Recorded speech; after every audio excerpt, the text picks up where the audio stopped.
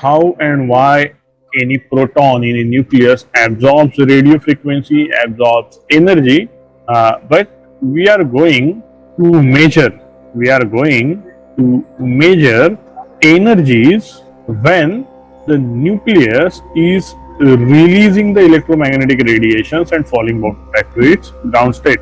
So for us, relaxation processes are also important other than those radiation relaxations. What we are measuring? We are measuring radiations when the nucleus is falling onto the ground state.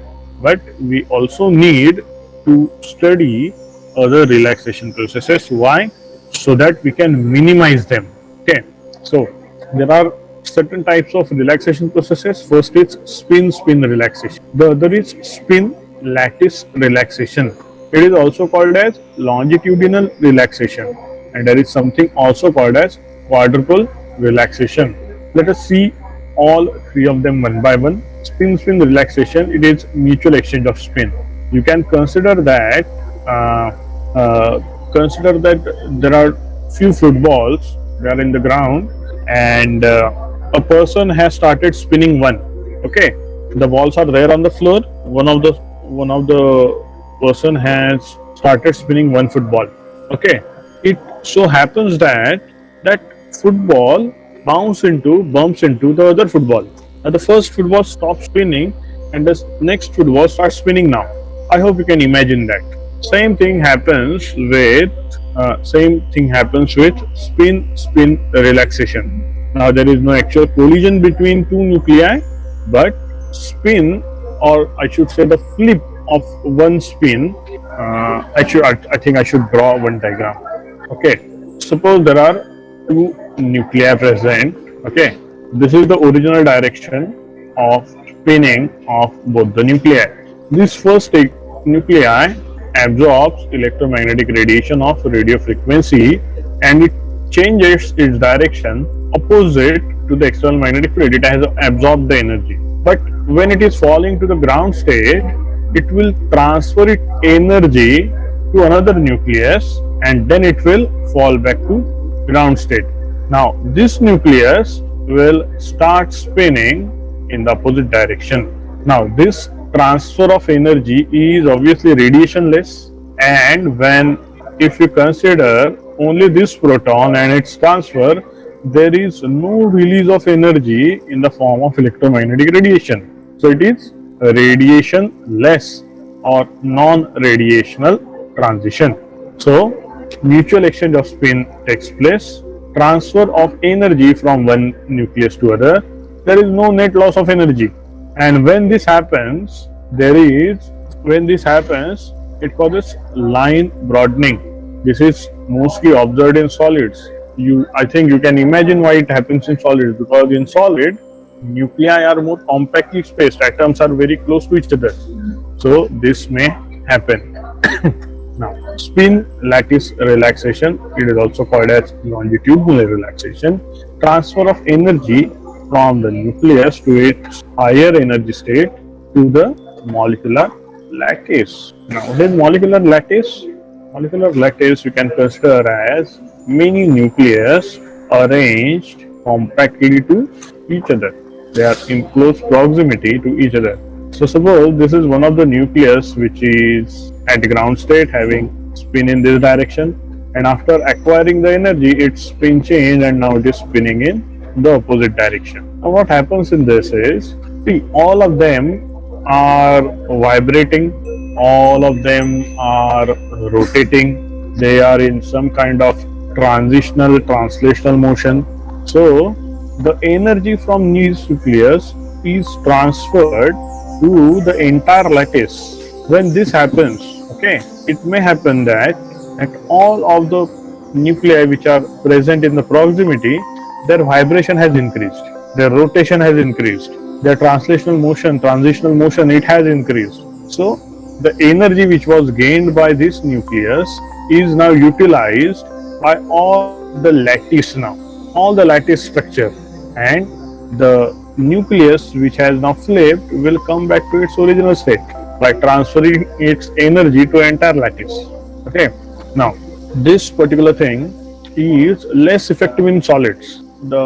In the lattice structure, which we expect that it is present only in solids, but it is not the case. It is also present in liquids also. It is also present in semi-solids also. But in solids, can you imagine now? Consider in your mind lattice in solid, lattice in semi-solid, lattice in liquids. All those molecules in proximity to each other. Now, out of these three, which of them will have better chance to vibrate from transitional and rotational motion atom within a solid or atom within semi-solid or liquid? In which of them a nuclei has freedom to perform motions? Liquid. Very good. In liquids, very good. Even in semi-solids. So Semi-solid. yeah. So least freedom is available in solids. So because there is least freedom available in solid, this type of relaxation is less observed, less effective in solids. Anyway, this is also a non-radiational transition, so it will also cause broadening of the signal. It keeps excess of nuclei in the lower energy state. It means most of the nuclei will remain in the ground state, low energy state, and fewer nuclei will be remaining in the excited state. Both of this relaxation will cause more and more nuclei to come in the ground state. Okay, there is also something called as quadruple relaxation. There is quadruple relaxation, nuclei having spin quantum number more than half. Now, this happens in non-spherical nuclei. The nuclei which is not spherical, it means they are unequal or they have asymmetric distribution of charge. Now, when the nuclei is perfectly spherical, all over the nuclei, because it is also rotating, there is fair charge distribution of the positive charge. Okay, so the magnetic field created by it will also be uniform throughout. What if the nucleus is not symmetrical, not spherical, it has unusual shape? In that case, there will be unequal distribution of the charge. Now, because of that, it exhibits quadruple movement and it relaxes rapidly and it produces very broad signal. In this case, okay, it will produce very broad signal. And if you consider all three types of relaxation processes, signal broadening is inversely proportional to the excited state lifetime of the nuclei. Consider that all these three types are relaxation processes only. Okay, all these three are relaxation processes only. If all these three are effective,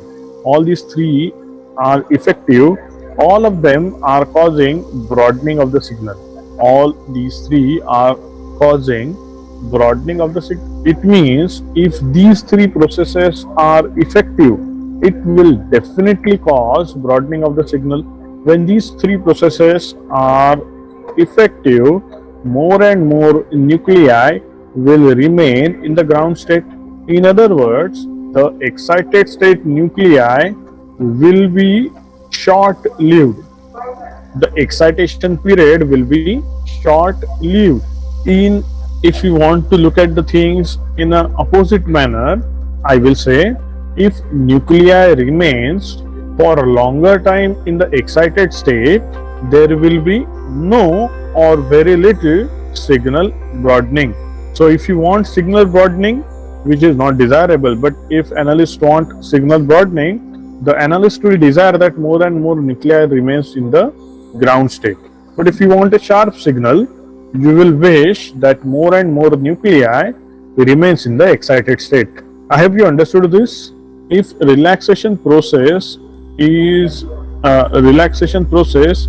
inefficient, there will be more broadening. Now, if spin-spin relaxation, it is prominent in solids and viscous liquids. Sample must be free from paramagnetic impurities like oxygen, because it own has got its magnetic field and it will interfere with the signal. will interfere with absorbing and release of the energy from the spinning nucleus. Okay, let's move on to next point, NMR signals.